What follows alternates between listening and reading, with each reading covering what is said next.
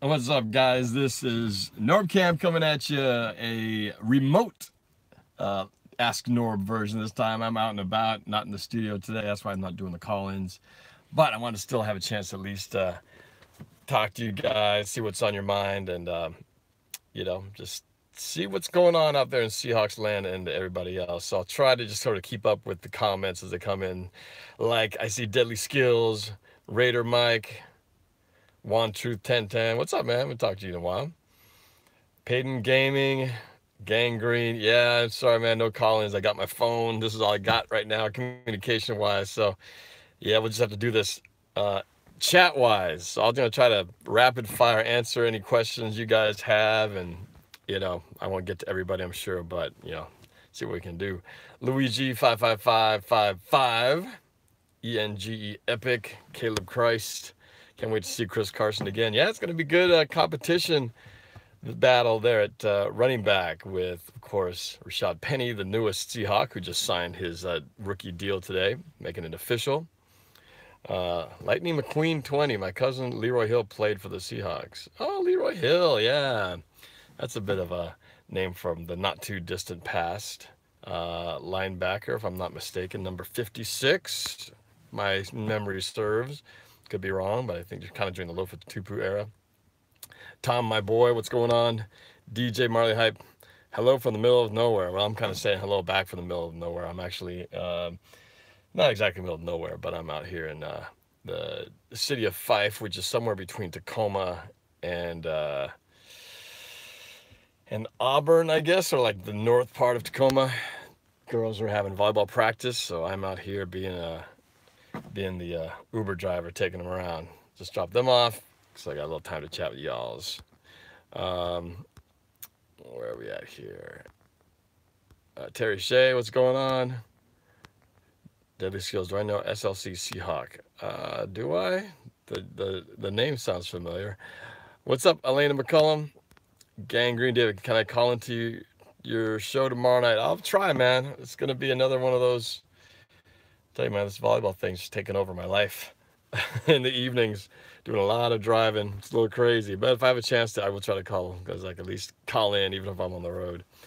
Toloman, do you think Shaquille and Shaquem will do some damage this season? Shaquille for sure, being as had such a great breakout season last year, and now with his twin brother Shaquem here, I just think while Shaquem may not get the same sort of, I don't know, I could be wrong, but I guess I don't necessarily see him as a every down starting guy like Shaquille is at the linebacker position. I think just the two of them being on the same squad together is going to really, I think, galvanize this team and just add that little special something to this defense that I think will be a pretty cool thing to watch.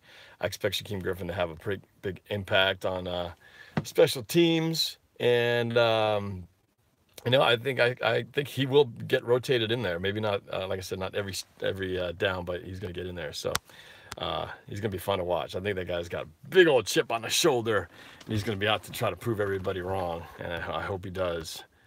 Where are we here? Man, should I keep up with all this? Gangrene, I'm basically going to be using it as my study break.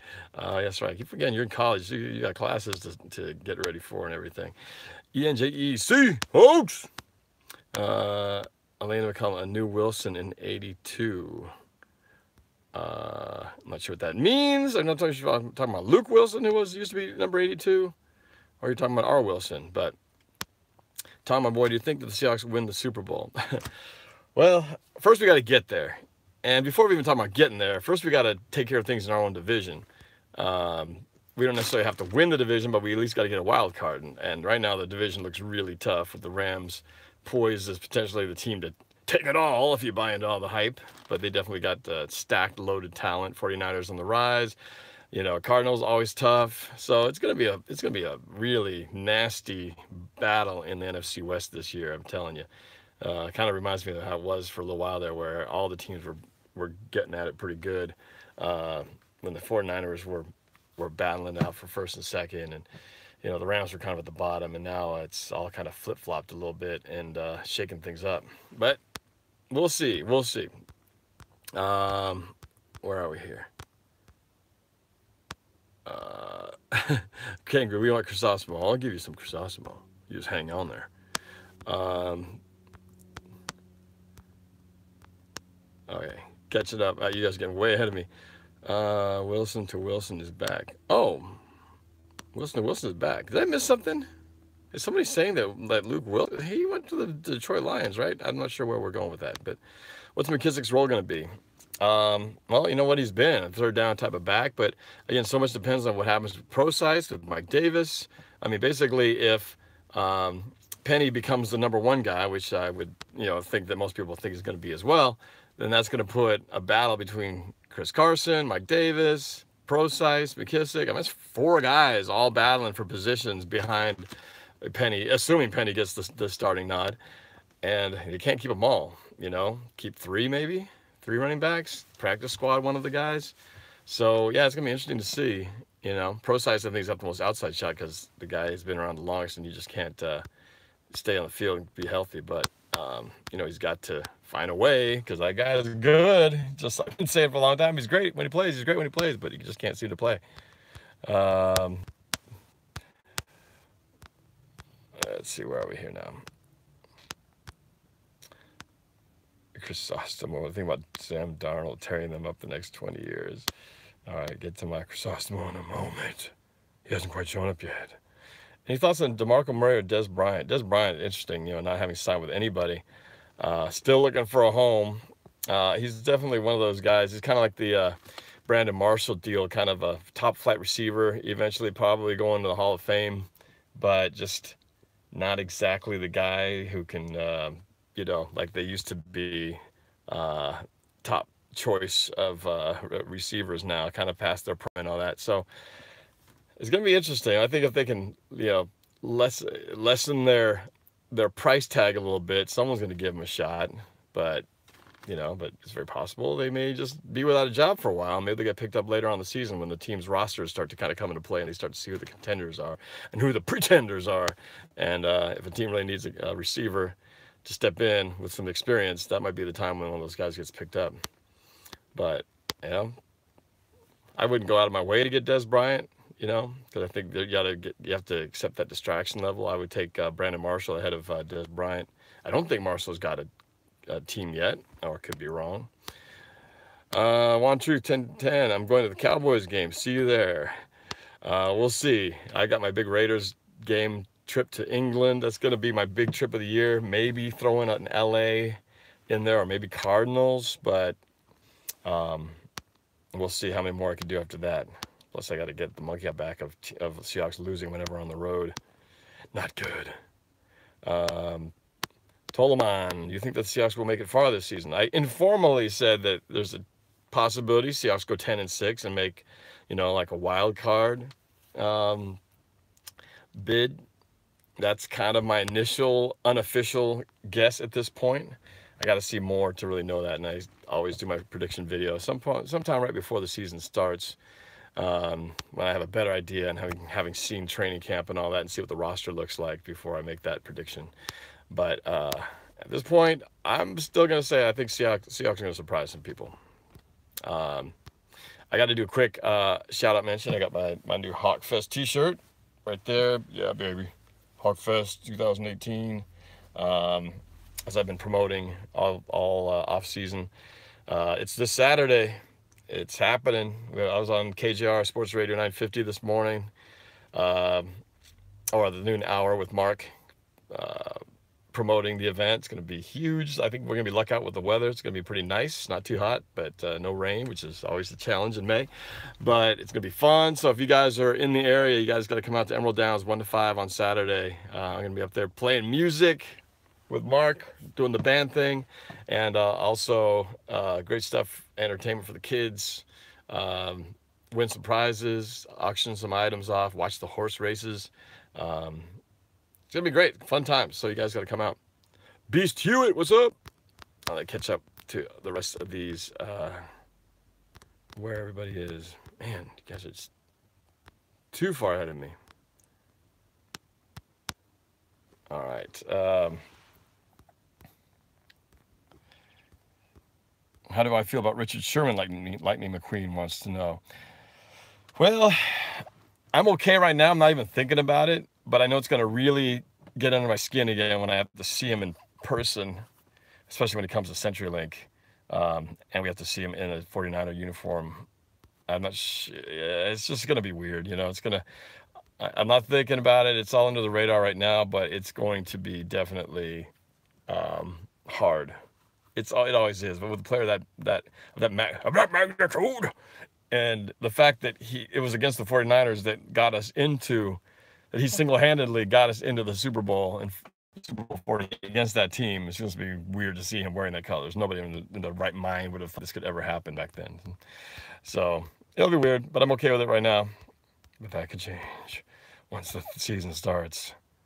Luigi 55555. What season was your least favorite season in Seahawks history, like the one that made you give up on the team? Well, I have to go back to the most, the worst season for a number of reasons was that last year that Mike Holmgren was here in 2008. That had a lot of bad things. That was the year we went 4-12. It was supposed to be his last year, and we just completely sucked. The Huskies, UW Huskies, went 0-12 that year, and the Sonics left. I believe that was also the same year the Sonics left. So that was just a crappy year altogether. 2008. We just want to erase that whole thing.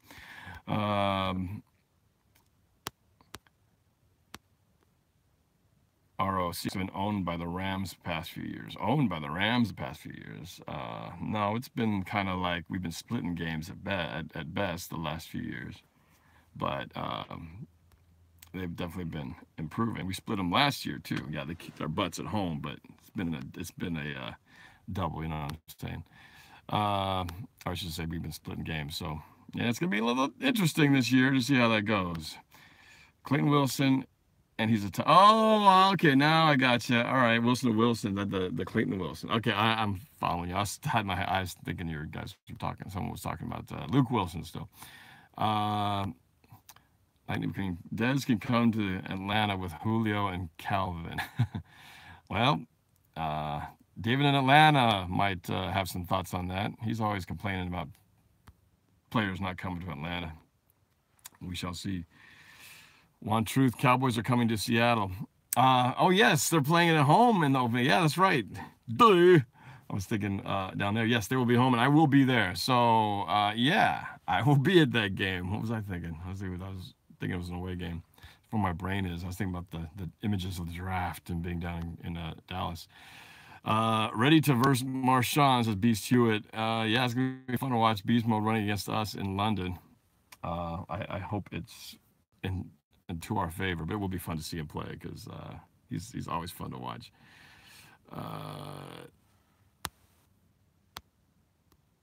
Vitaly Seahawks fan R22. Brown, Fluker, Britt, Posick, Fant. Well, that's the big question on the right side. The Fant versus Fetty question. That's what we'll have to find out. Who's going to win out that position there, or will they possibly move some things around? But that does look like to be the lineup. Brown, well, I'd move some other. I think it's going to go Brown, Posick, Britt, Fluker, and then either Fant or a Fetty. What's the new name for the defense going to be? I don't know. They can still keep the LOB. Got Earl Thomas still for now. Could be the Legion of Brothers. The LOG, the Legion of Griffins. But the LOB, they can still keep that going. I think they just got to keep that reputation of making some hard hits. And we'll see who's going to become the next Cam Chancellor, who's going to be the next Richard Sherman, if we haven't already seen him already. And eventually who's going to succeed Earl Thomas, whether we end up extending him or having him or still moving him possibly this year, or they just let him play out his contract through next year and then let him go. We'll find out. Sam Daff, 12-4. I would love to see that. Tyler, are you streaming the event? Might be streaming some of Hawkfest on Saturday. You should just be there, man. You're close enough. Come on down. Danita Shaw, Clayton Wilson, Eddie Wilson, and Russell Wilson. Might be a bit confusing on Wilson play calls. That's true. That's a lot of Wilsons. And then the balls are Wilson, Wilson brand. So Wilson throwing a Wilson to Wilson. That's just a good thing to have if you're in the NFL. To have the last name Wilson is just a pretty good deal. Your branding is already built in. RO, CenturyLink is no longer the home field advantage of old, so stop being shocked when Seattle loses at home. Uh, okay. Well, you know, we have not done well at home last year. We were at 500 record at home. Definitely did not like seeing that. We definitely got to do better. And I must agree. I hate to agree with somebody who's makes a harsh truth point, but you know, I have been a little disappointed myself in some of the fans. Just looking around, I feel like the rabid fandom of a few years ago has been diluted a little bit with people who are more interested in the spectacle of being there and not necessarily being into the game or even knowing when to cheer and when not to cheer and that sort of thing. So we'll see. Cameron, it's LOB Legion of Brothers. That's what I'm talking about. X-Rider, what's up? Sal Pal Antonio, what's up? Going on? Key 360, you think we'll beat the Cardinals this year? Yeah, we'll get them at least one. We've been splitting games with those guys for the longest time. Even when we went to the Super Bowl, we split games with those guys, I think. So, yeah, no, I'd like to sweep those guys, to be honest. This is the year to sweep them, I think, being that the Cardinals are in this year of transition. Although they did get that quarterback from UCLA, so we'll see how he plays out, because that's the one thing that the Cardinals have been suffering from, was a lack of a quarterback, and now they've got a couple of options there, so we'll see what they do coming out of the gates. Wilson! Danita Shaw. I'm sorry, Wilson, your comment reminded me of Castaway. Yeah, that's right. Good movie. Good movie. Although, that movie Castaway, I remember being upset because I watched the trailer for that and it spoiled the movie for me. Like, me watching the trailer for Castaway, and then in one of the scenes they showed him on a plane all cleaned up talking to some guy about the experience. So then right away I knew, well, crap, now I know he survives because they already showed me a scene of him after he gets off the island. So whatever tension there might have been about whether he escapes or not and survives was ruined by that scene. I can't stand when they do that. Okay, but I digress. Completely off topic. Terry Shaw, we scream from Iowa. Woohoo! 49ers United, you think you'll make the playoffs? Well, like I said, I think maybe a wild card shot. It's going to be tough. I'm not going to lie to you. I mean, that's NFC West alone. And then you got all those other teams. You got the Saints, who were, you know, solid last year. You got the Vikings. You got the Eagles, of course, the reigning Super Bowl champions. Who else? You got the Falcons in the mix. It's just a lot of good teams. A lot of good teams. So yeah, it's going to be tough. It's going to be a tough year for sure. Oh, and the Packers with a healthy Aaron Rodgers. Let's see. Whoa, we're getting way behind y'all.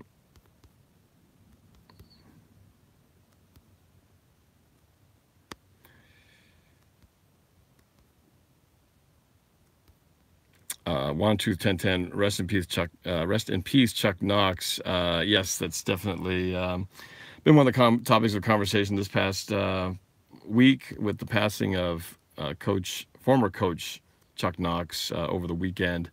Haven't had a chance to really talk about it, but you know, you got to go way back a ways, a couple decades, to appreciate his time with the Seahawks. I think it was it 10 or 11 seasons with them? First coach to take the Seahawks to the playoffs. I believe that was the 1983 season, where they almost made it to the Super Bowl, if not for those stinking Raiders, who ended up winning it. But yeah, that was the year of Kurt Warner and really busting out that year, and almost had it that year. But Chuck Knox, yep, ground Chuck, liked to run the ball. But yeah, that's always sad when a Seahawks legend passes away. So,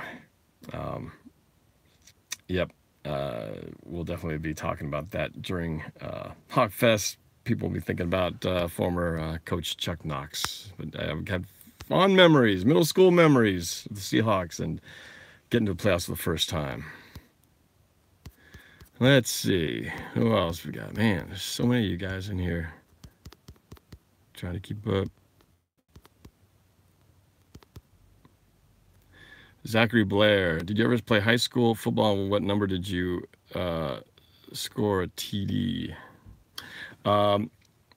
Well, there was a play. I actually have it on one of my other YouTube videos, but this is the first time I was in the Kingdom. I actually got to play my Little League team. I was number 26. And for no particular reason. I just ended up with that number. I scored a touchdown in the Kingdom in a game before the Seahawks and the New York Giants. Got to play a little game in the Kingdom right beforehand. That was awesome. And it was awesome to have a video of that. It's really blurry VHS footage that my sister shot, but I got it, and it's pretty cool. So look it up on my one of my other videos. Let's see.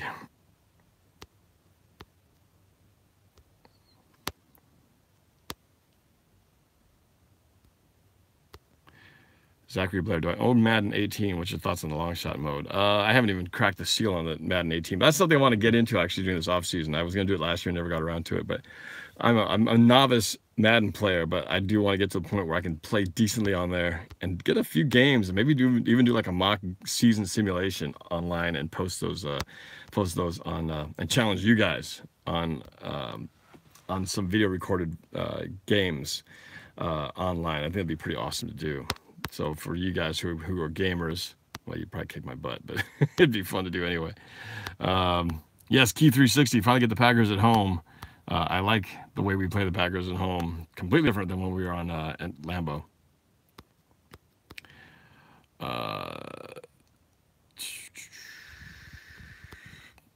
Buck Futler. That's a good name, by the way. Don't say that too fast. Most real fans can't afford it anymore. That is the problem. Been seeing that too much. Yeah, the prices of the tickets are crazy. I mean, I'm lucky I get to be one of the guys who that has season tickets, but you know, it's expensive. Definitely expensive. Oops. There we go. Let's see. Zachary Blair, I'm thinking the Seahawks will go undefeated in the season. Yeah, no. Not going to happen. Not this year. I see there's a lot of talk about Jimmy Garoppolo. Buck Futler says, why are the Niners fans certain Jimmy G is the savior? And then I see that somebody else responded about ROs has scored 44 points versus Jacksonville and that D. But if I recall, Jacksonville didn't have a whole lot to play in that game. I could be wrong. I thought that it wasn't a real high-tension game. But, you know, it's going to be different now because now the expectations are on him. When it's always cool to be the backup quarterback when there's no pressure. When you're coming in and basically being the guy that no one expects anything out of, and they just kind of go, hey, he's great. You know, but now he's going to have to be the guy to bring him in. And the high expectation, now he's getting paid. You know, it's a whole different deal. So we'll see how he handles that pressure.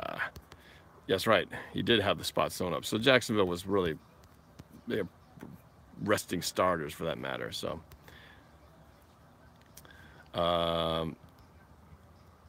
what else we got? Receiving group not named Baldwin. Buck Futler has a lot of good stuff in here. Well, that's a big question. You know, what kind of receiving crew do we have? We have like the no-name receiving crew. Not that we had a huge name receiving crew to begin with. We haven't really had any big names in the receiving crew other than Doug Baldwin for a while. Got Tyler Lockett in there. We lost Paul Richardson and Jimmy Graham, and so now we got second-year guys like Amara Darboh and David Moore, and then we picked up some guys in the trade, Michael Bennett, and then with the Eagles, with that one dude who I don't even forgot his name. A lot of guys who have something to prove, some free agents and whatnot. So, you know, it's gonna be one of those times where guys are gonna have to rise above their stock value and make something of themselves because, you know, no one's coming in here and lighting the free agency world on fire as you know, a receiver coming to our team. So, but Russell can make these guys something else. Just gotta get a little bit more time, and maybe this whole new offense with new coordinator might be something to see. I'm excited though. I think the running game is going to improve from what it's been the last couple years, maybe even the last 3.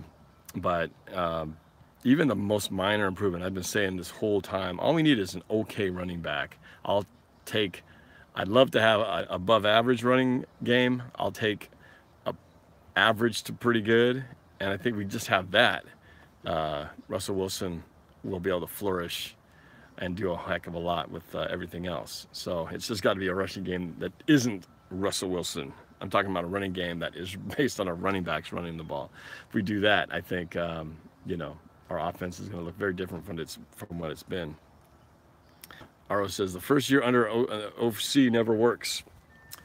Well, I don't know if there's any stats, a whole new system, so with a whole lot of new players. So luckily we just have the quarterback as the one you rock under the offense. But yes, whole new coordinator, whole new offense line, everything is new. So that could be new personnel, new problems, you know, because they got to adjust to the new system. So I'm not saying it's going to guarantee that just because they changed it, it's going to be a change for the better. It could be a change for the worse. You know, there's always a chance you could go worse, although it's hard to imagine it being any worse. Did you miss Chrysostom? No! Here I am! Gang me, David, because you're so obnoxiously asking for me over and over and over. There you go. What do you want? What do you want to know? You want to know if you got the quarterback of the next 2 decades in this draft when the Jets pick number 3? Mr. Sam Darnold, Arnold. We'll see what kind of guy he is in that game. So don't guarantee he's going to be like the ultimate perfect guy. I wouldn't be starting to count your Lombardi trophies in your case quite yet. It's got a long way to go. Not necessarily no Gibby G. If I had to wear my 49ers gear, you know what I'm talking about? Anyway, who knows? It's all a crapshoot. They're all going to get paid someday. Russell Wilson's going to get paid. It's just going to have quarterback controversy, contract problems in 2 years. It's all going down in flames. That's very profound. Like a Chrysostom. There you go. Chrysostom's always got some good stuff to say. I'm excited to get Chrysostom in there on some on a ton of more videos this year, especially the 49ers rivalry renewed with the Seahawks. That's going to be great. So, yeah, that is going to be something you'll see definitely some more of. I got a few more music videos to do. I still got a couple of off-season videos I'm working on. Free agent video, as well as the new draft class coming in. I got a couple of videos to do about that. And of course the season prediction videos. There's 3 music videos coming out between now and September. So got to start working on those things and releasing those pretty soon here. So you guys just stay tuned. It's going to be fun. Seattle Seahawks fan R22. How fast is Sherman? Well, he was never that fast to begin with. And now with that Achilles, I just think he's going to be a touch slower than he already was. He's just got stuff up here, and he's got the height and the length to his advantage. That helps him in his coverage. But really, it's a lot of it's the smarts. He anticipates and has good technique, which makes up for his not necessarily being the fastest guy in the field. Shaquille Griffin is going to be the next Richard Sherman. We'll see about that. Well, I guess it depends when you say what does it take to become the next Richard Sherman? Well, is it based on, you know, the ratio of pass attempted to passes defended? Is it the number of interceptions? It's definitely not going to be the trash talking mouth. Shaquille Griffin is not that kind, so we're not going to get that sort of persona. But I think we're talking about performance-wise. I don't have the stats in front of me, but it'll be fun to compare Richard Sherman's first year and Shaquille Griffin. I do that. That'll be good. Actually, little something to research between now and next week. What are the first year stats between those two, and then compare how they do. I mean, he didn't have a ton of interceptions, but you know, he did pretty solid for a rookie. I'm sure that Richard Sherman didn't have a ton of interceptions in his first year. Not to verify that in the research. But Shamu says, I was talking to a Colts fan, and he said that Seattle has lost too much. Seattle will be 0-16. Honestly, we will win at least 8 games. We did lose a lot, but a lot of these players are guys who, you know, they were starting to get on the latter half of their career. Looking at it as a glass half full kind of guy, to get some return rather than them just walking out the door with nothing, you know. And it's different situations with each of these veterans. If we all look at kind of everybody, you got Cliff Averill, who was basically released due to medical, you know, medical issues. So Cliff Averill, unexpected situation there, and eventually let go, no value in return, cut short. Cam Chancellor, same thing. He hasn't been released yet, but his likelihood of playing again is very low. So similar situation there, costing the team even more money. And remember, I love the guy, so I don't hold it against him. It's just the risk you take when you sign a guaranteed contract like that. The injury possibility just sort of messes the entire plan. Richard Sherman, the injury situation messed up the entire plan. They did try to, supposedly trade him last year. It didn't happen. Now you look back and wish that he had, because if they had traded him, they would have gotten something for him, and he would have probably gotten a better deal for himself. But as it turns out, we got nothing. He just walks, and he has to sign a deal, which is pretty much a prove yourself type of deal. Good deal for the 49ers, and him, considering him coming off the injury. Who else? Michael Bennett, that was a trade situation, as of course with the whole, we don't know how that whole police arrest situation is going to, did we get much in return?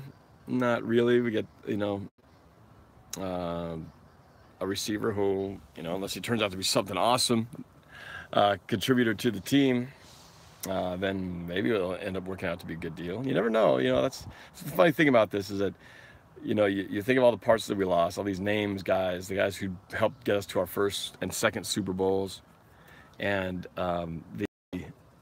losing these guys who have become these household names is so hard, and you think, oh, the team lost so much, but these guys were all nobodies to begin with, and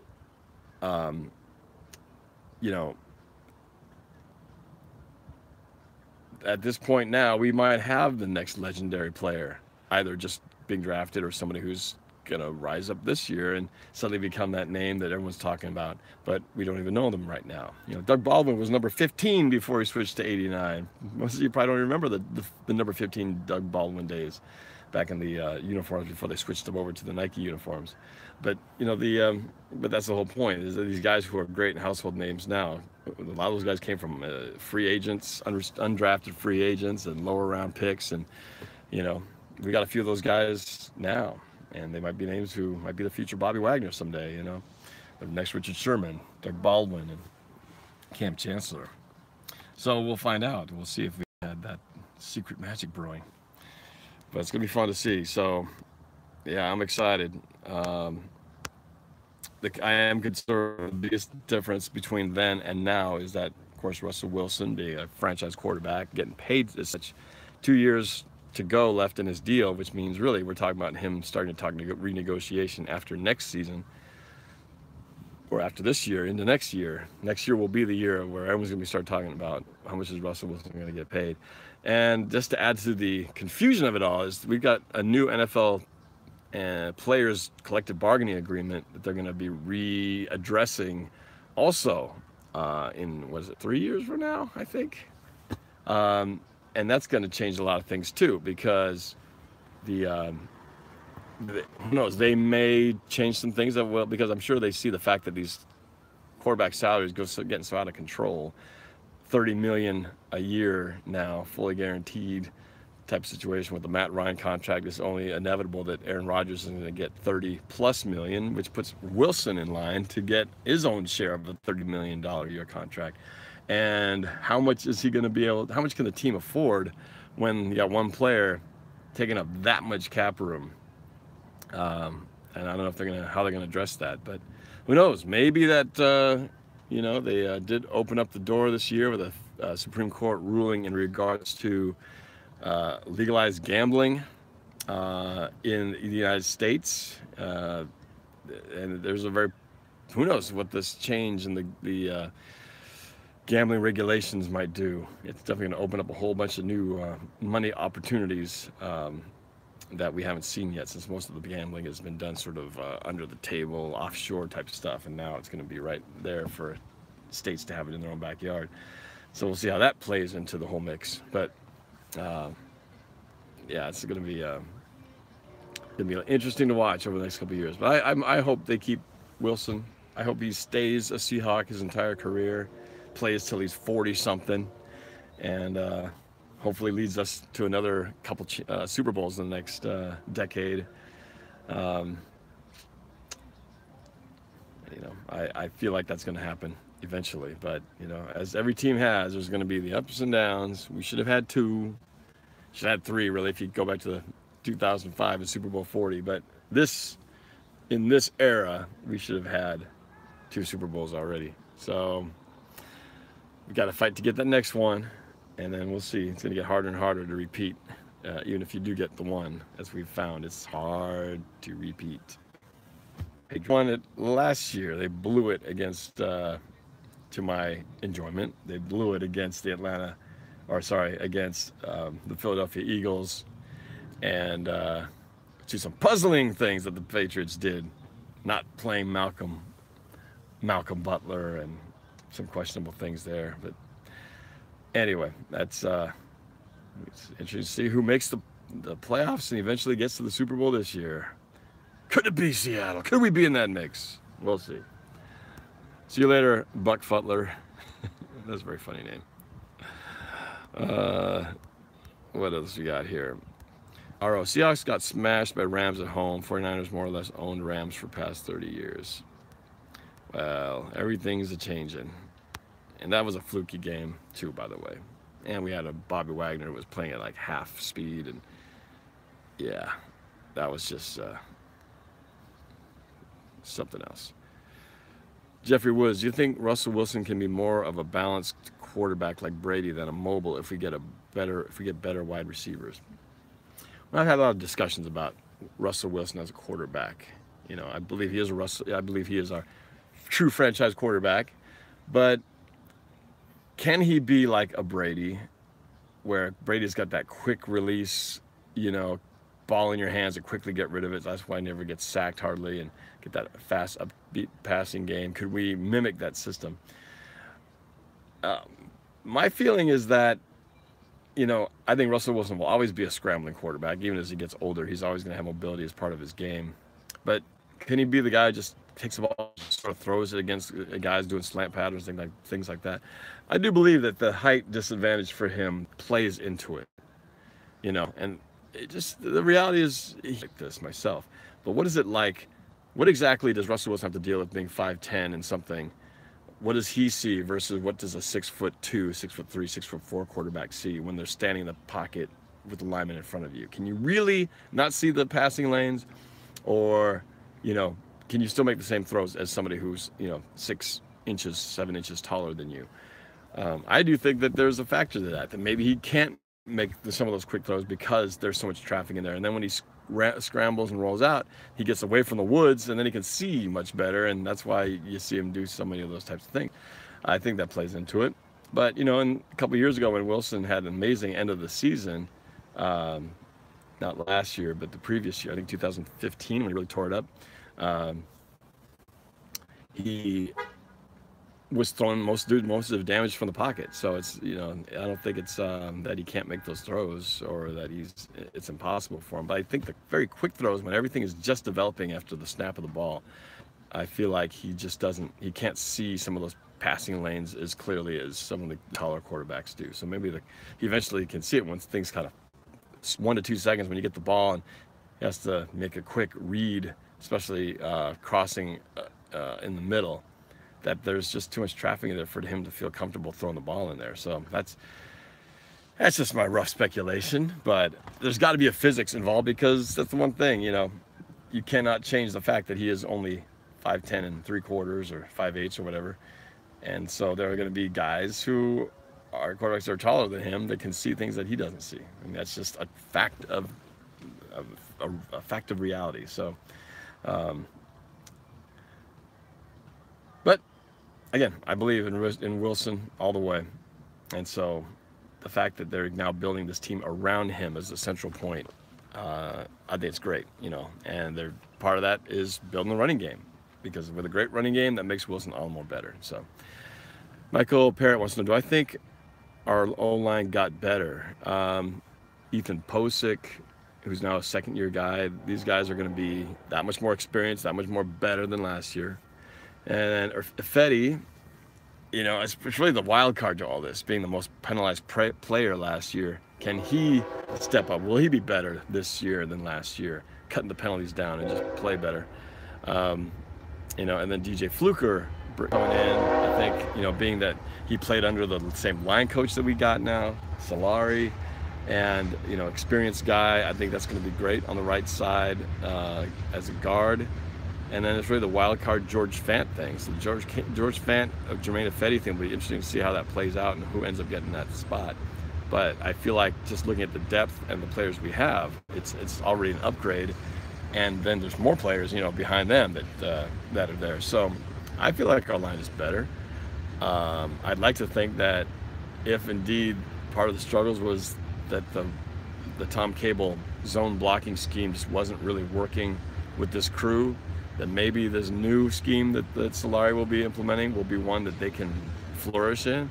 And maybe that alone will be a different result, just because keep the talent the same and you have a different scheme and a new offense coordinator. Maybe the whole thing just has a better fit, because I felt like I was watching that zone blocking scheme where the theory is, correct me if I'm wrong, but the idea is that you hit the first level guy, and that's the guy in front of you, and then as the play develops, you then move on to the second layer guys, like the linebackers and such, and you take those guys on, and everybody, the running backs, all have to kind of follow the lead of the players in front of you.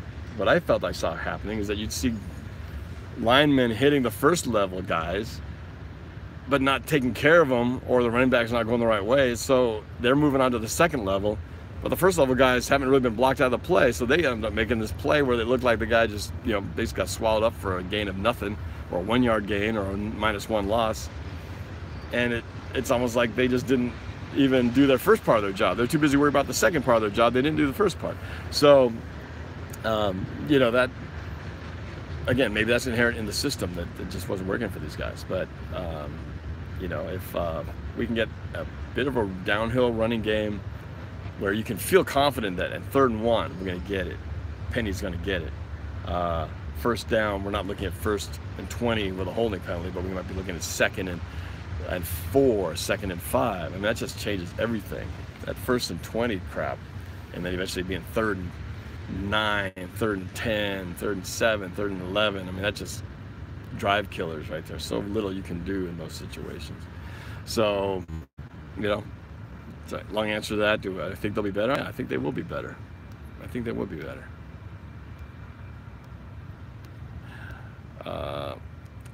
What do we think about our defense? The defense, it's, I guess we kind of saw what it looked like losing these guys who have officially left the team now that we were just talking about. We saw pretty much most of that in the last half of last year already. And the results weren't all that great. We lost to Jacksonville when Bobby Wagner went out the second half of that game. We got killed against the Rams. We did beat the Cowboys. We lost to the Cardinals in the final game. So that wasn't a good look. But that was also with the team that had to deal with mid-season injuries, losing Averill, and Bennett wasn't healthy, and Wagner got hurt, and Chancellor was out. And so now we've got these guys, some of these guys have been replenished either via free agency or the draft, or guys who just simply come back and are now playing, like Nazir Jones, the rookie last year, who had a great start and got hurt and didn't play the rest of the year. He's going to be back in. I have optimistic thoughts about him. And then, other guys who are coming back, Jaron Reed.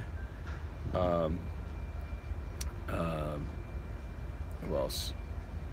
I forgot his name. The other guy came back from Miami, early round draft pick. Anyway, so yeah, I think we're going to be better than we were last year in the second half of the year, and I like our draft class. I'm excited about the new guys coming in, and I guess really the guys who were not really on the field a whole lot last year as rookies.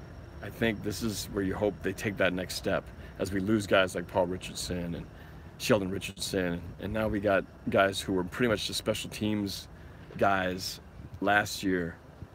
Like I said, Amara Darbo, those types that you just hope that they will step it up this year and make a name for themselves and prove why they were drafted last year and do something to make a name for themselves. Those are the other wild cards that people don't really talk about. but have the possibility of making that impact in their second year. So that's something to definitely be watching.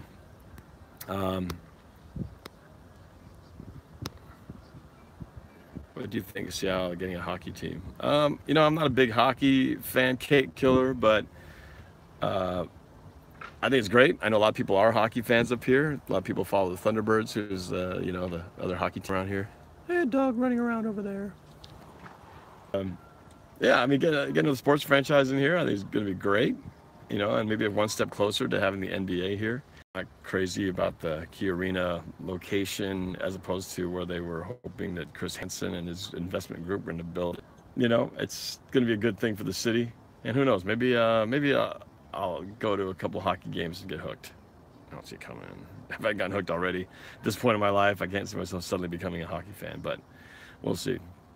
Talk about Pete's future. Ooh, that's a good one.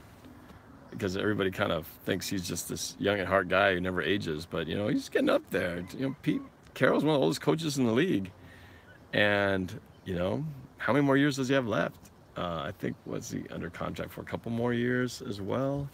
But you know, will he be here beyond that? Will he want to be here beyond that? At some point, he's going to call it quits, right? But I feel like if I were to make a really bold, completely without any foundation whatsoever prediction, is that if Pete Carroll wins one more Super Bowl with the Seahawks, you know what I mean? Kind of right the wrong, win the one he should have had last time. I would think that that's on his bucket list of things left to do. If he has a 5-year connection.